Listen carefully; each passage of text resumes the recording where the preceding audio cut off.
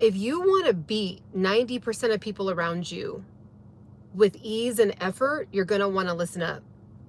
I'm about to put y'all on right now. I'm really about to put y'all on right now. I am going to tell you the secret to why I just got out of the sauna, guys. This is the raw, real, and uncut right now. I'm going to tell you the secret as to how I was able to get promoted very, very quickly at a young age. Got promoted over individuals who arguably could have been maybe more skilled in an area, or maybe technically we might have taken an IQ test and they would have probably scored higher. Maybe they went to a better college than I did, but I was the one that kept getting promoted. I was.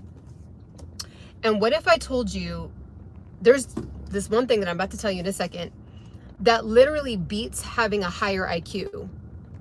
So a lot of us think like, oh, well, I have to be smarter. I have to get more courses and things like that. And sometimes in some cases you do, depending on the profession you're trying to break into. But if you want to get the man of your dreams, okay, I've seen women use this when I'm about to talk about to get the man of their dreams, or the woman, to get the job of their dreams, to get the opportunity of their dreams, to be in rooms with people, okay, be in rooms with people that you're like, how did I get in here? This is it. So before I tell you what it is, have you ever been in a position where you're sitting at, let's just say you're sitting at like a dinner table, right? It could be at a restaurant or like maybe around Thanksgiving dinner. And there's different topics that are coming up, different subjects that are coming up. And all of a sudden, one of the subjects that comes up gets one of the individuals riled up, right? Like one of the team, the family members is just like starting to raise their voice and turn red if they're, you know, if they turn red, you know, they're starting to, their veins are starting to pop out. And then you just notice it's starting to make the whole table like really uncomfortable, because the topic is probably something that is worthy of being like passionate about, but their emotions are so next level that they could be having the smartest point of the entire night, of the entire dinner. But because they're so emotionally riled up, like you can't even pay attention, right? Only what people are hoping at that point is if they just calm down. Or say you've been at a job situation, a job circumstance, or a meeting, and you know, maybe you didn't meet the quota, you know, the team didn't meet the quota, right? Or maybe the whole district didn't go to standard, right? You know, they weren't operating at standard. Maybe I don't know, as a team you guys were all struggling, right? So you guys get together and you're like, you know, the boss is like, okay, we got to figure this out. Like, why do you think that we're struggling? And some of the employees start getting riled up. Some of them start crying. Some of them start getting emotional. Some of them start immediately complaining. Some of them just start, and I'm not saying those things are never okay, right? But we all know when we've been in those moments where it's kind of like we're thinking to ourselves, like, it's just kind of like not that serious, you know, like, or you could say your point and your point would come across even more strong and more potent if you were like, just calm down, right? So how I was able, and I really had to analyze this, because I was like, why is it that when I'm put in certain positions, I kind of just get like placed into a leadership role? Like, even if I don't care to have the leadership role, I'll just get kind of like nudged or placed or suggested for like a role of leadership. And I'm like, what is it about me when I'm not even necessarily striving for that, but I'm just placed in it, whereas other people are like, that's their dream goal in this particular scenario, and like I beat them, right? So what it is, and I had to sit down, I was like, what was it? And it's something that people compliment me on a lot. And if you can nail this, you will beat 90% of people in any arena. I don't care if you are trying to, again, be in a relationship, a job, entrepreneurial journey. If you can nail this, what I'm about to tell you, get ready. It's just like, it's kind of like, it's almost like not fair. So I'm about to tell you, I'm just about to just give you the answer. Emotional intelligence. Let that sink in for a second. Before you hop off, you're going to want to listen, because this could really change the game for you, okay? Especially if you're someone that kind of struggles in this area and you don't necessarily want to admit it to anybody, but you know you do. You're going to want to listen up, because the way that I'm about to explain this is exactly how I've been put in lead project manager positions, been in rooms with billionaires, been invited to different events where it was kind of like, how did she get here? Being promoted to a district manager at a very young age, being promoted to a district manager after only 3.5 years to 4 years, where most people get to become a district manager in 6, 7, 8 years, right? So this is what, let me explain it to you. Emotional intelligence. I have been the winner so many times, and not even trying to be the winner, but like, if you a scenario on a TV show and you'd be like, dang, yeah, she won. I'm 80 to 90 to 95% that person a lot. And it's because I have a very high EQ. Okay? My EQ is very, very, very high. I have a decently high IQ as well. Like, I'm in there, you know? I'm not Einstein. You know, I wouldn't be able to hang with Einstein, but I'm in there, you know? But my EQ is very, very, very high. So what you can do is, when you start to see where most people would overreact or get flustered or break down or get overwhelmed, if you can manage to keep your stress, anxiety, your, let's see, I don't know, your self-sabotage, your willingness, your kind of like your urge to want to blow up, okay? Your urge to want to blow up on somebody. If you can keep that under control, you're always going to win in any scenario. How many times have you seen it where, like, you'll be seeing an argument, but the person that's calm, cool, and collected and confident just looks so much better, even if their points aren't even as bomb as the person that's yelling and screaming and having their veins like popping out, like, you know what I'm saying? And you're just like, wow, like, you know, we see it on TV shows all the time, right? It's even like reality TV shows. When we see reality TV shows, there's always someone that's like painted as a villain because like they get angry the fastest, or like they'll be willing to fight the most. But then the one that's like the winner, or like the savior or the hero, is the one that was like confident, cool, collected, like had it together, like emotionally under control, right? And it almost, even the more you're able to keep your EQ on point, your emotional intelligence, keep your emotional intelligence high, it almost amplifies the fact that their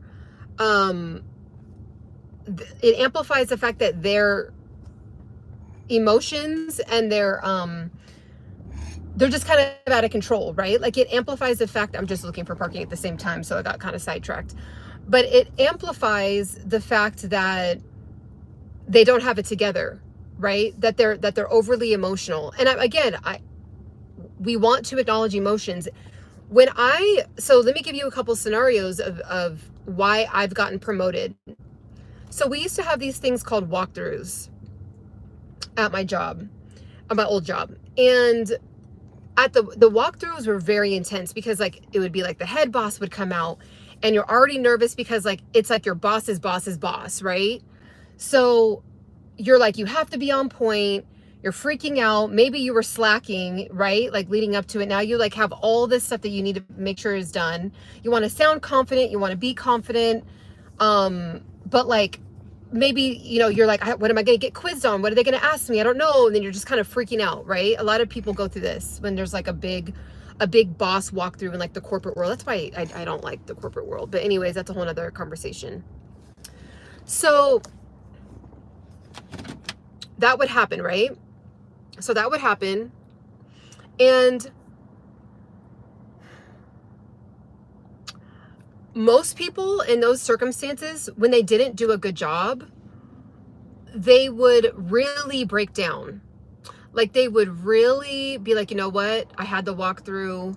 I didn't do well. I didn't know my stuff. I didn't know my numbers. I wasn't on top of my shit. I was too nervous. Or they quizzed me on everything that I didn't know. They caught me up on some, areas that I'm slacking, whatever.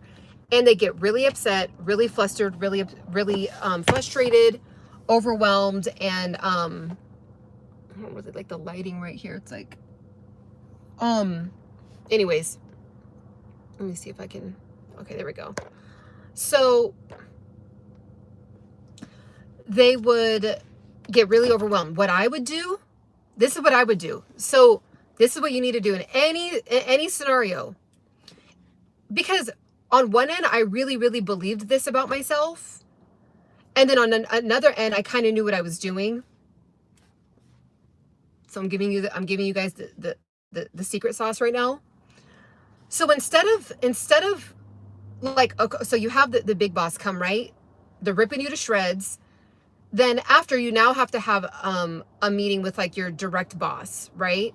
Just like your direct person in line that, oversees you. And they're like, what happened?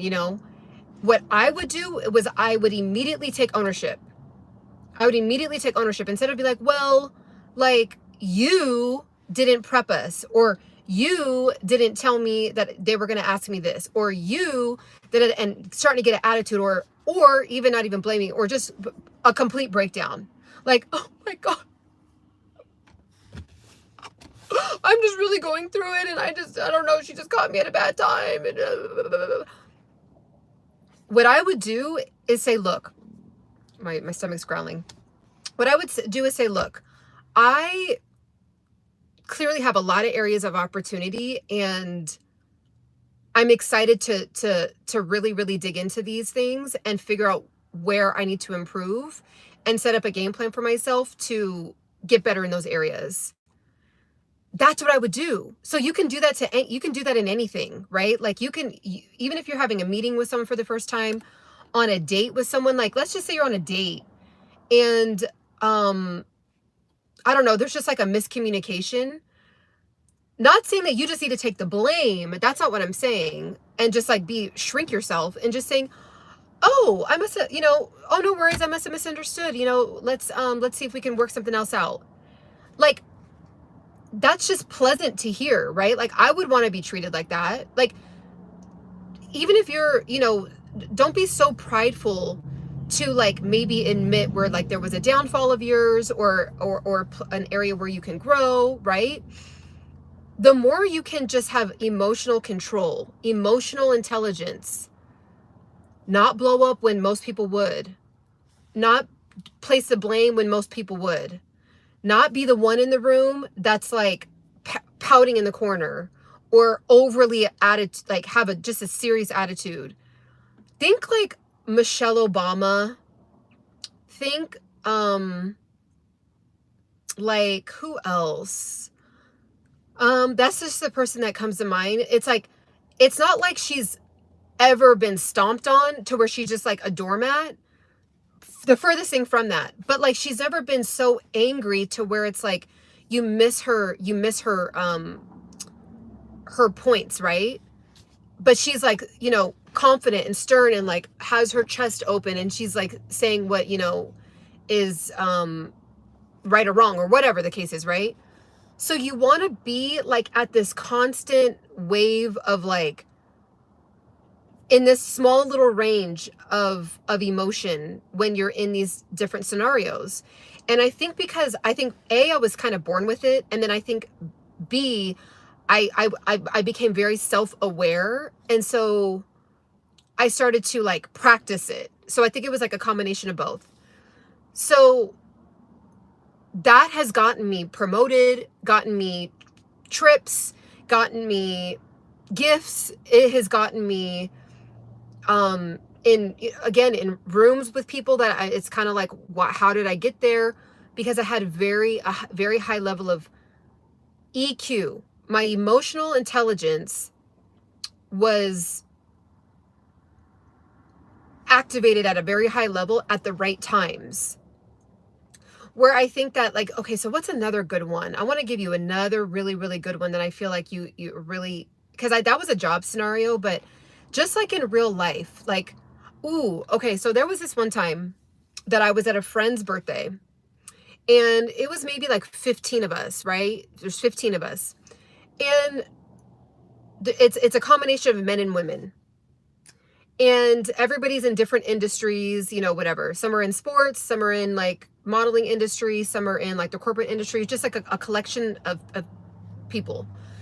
And we got on this one particular topic of like relationships and like men and women and all that. And I remember like everybody was kind of adding in their points, right? Like a normal flow of a conversation of like a group of 15 people at like a big and like a kind of like a, I'm not gonna say we were sitting in a circle, but you know, like we were in a living room setting. So we were kind of like in a circle just from like being in the living room setting. Like some people were sitting on the couch, some people were sitting on the floor, some people were sitting like on a chair at the table, like that, right? So I remember this one girl in particular just got so upset. And she was just like immediately got into this like overly masculine, aggressive attitude, just like really like took whatever the topic was to heart. And it just really like, it lowered her stock, right? Beautiful girl, gorgeous girl. But because she was so out of control with like getting so emotional and just having an attitude and taking everything personal when the topic was really just about like in general, that like it amplified those of us that had it together. So like, for example, me, like later on, people are like, oh my gosh, Sienna, you just always handle yourself really, really well, or Sienna, wow, like your point was so on point, because I was calm, cool, and collected when I was, now maybe on the inside I was really passionate, right? But like I was able to just like bring out just like, remember I told you like just the wave, like if you could keep it here. Now there's going to be times where you need to like go out of that a little bit. Like people want to see if you really care about something, like really care, right? Like if somebody passes, you know, people are like looking to see, you know, if you really care and if you're really emotional about it, but you feel like, oh, you have to have emotional intelligence. That's not what I'm talking about. I'm talking about like this area where it was like, I was really passionate, but I wasn't so above and out of control that like it made me sound like I had insecurities, or I wasn't confident, or I just wasn't smart, or you know what I mean, or just or that I have terrible listening skills, or because the dialogue was between men and women, and you know how that gets, right? Like especially if it's about a topic about dating or what should be done, society, whatever, right? And so it's already a heated topic. And so one of the biggest things that I feel like in those scenarios is women immediately go into like their protective mode. And I feel like there's so much power in the feminine. It's like to me it's almost like the highest power. Like we live on Mother Earth, which is a feminine energy. Like I just feel like when you're just in your feminine, like you can really, and like that has a lot to do with like emotional intelligence as well. You can really have a lot of power and like captivate people with that.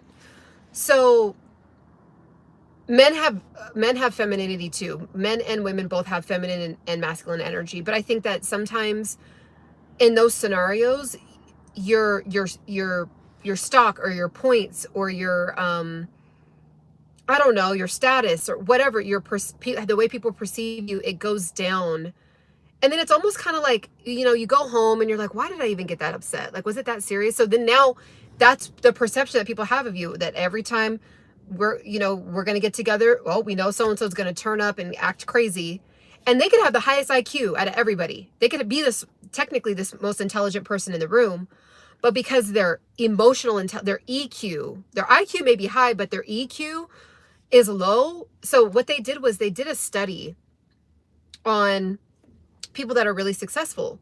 And they wanted to see if it, like one of the streamlining like commonalities or whatever was the fact that they had high IQs, but it wasn't. It was like kind of all over the place. It was like some people had high IQs, some people had low IQs, but like they all were very successful. So then the testers went back to the drawing board of like, what could it be? And they ran more tests, and they found that the people that have the reason why there's people with a lower IQ or average IQ that are able to hang with the people that have higher IQs is because their EQ was so high that they were even beating out people that had high IQs. So like even just in normal life, like if I'm sitting here talking with someone and they're really smart or they have a high IQ, but they have no self-awareness, they have no emotional intelligence, maybe they're screaming, they're yelling, or maybe they just don't have any like human interpersonal relationship skills, like I'm not going to even necessarily want to be around that person, right? But the person that has like both is just like that's the winner combo. But I would rather be around somebody that has a lot of emotional intelligence, because I can actually enjoy myself and we can have this like synergy between the two of us. So that's what I want to say. That's the golden nugget. That's the ticket. If you can, do more research about that, get books about emotional intelligence, maybe listen to some podcasts, maybe listen to some therapists that have like some excellent ways to like tap in. There's podcasts and things that I listen to all the time in this arena. But if you can really nail the emotional intelligence, and a couple things you can do is, again, listen to what people are saying about you. When you're in a room or you're at work and people are always saying like, man, you're kind of intense, like, or it seems like you just get mad really quickly, or, and you're hearing it from multiple people, not just always the same person. Or maybe it's, you really shut down, like when you're given feedback, or, whoa, you come off really, really abrasive. Like, yeah, I know that it's good to be assertive, but like you're a little too assertive, and like say everyone is saying that to you, right? Instead of getting, well, that's just who I am. People got to accept me for who I am. That's the way that I roll. That's how I had to grow up. That instead of doing that, maybe just take another route and say, okay, like I'm hearing the same consistent thing over and over. Like, what can I do to just maybe change it a little bit, like without changing myself or who I am? But what can I do? Because I don't like hearing that about myself. So like, what can I do to improve that area? And every time you just start to take ownership, you win. You just do. You literally do, because you're growing and evolving. So that's number one.